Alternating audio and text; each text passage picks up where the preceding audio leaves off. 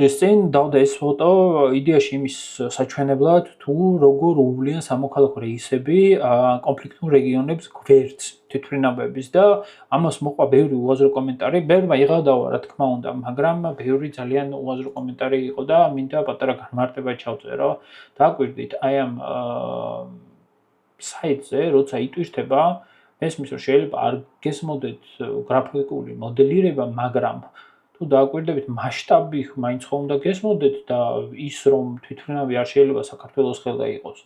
რომ გაადიდებ, თავიდან არ ჩანს ყველა რეისი, რა თქმა უნდა, ჩანს მნიშვნელოვანი და დიდი რეისები, დიდი თვითმფრინავები, რაც უფრო გაადიდებ, შემდეგ უფრო მეტი თვითმფრინავი გამოჩნდება.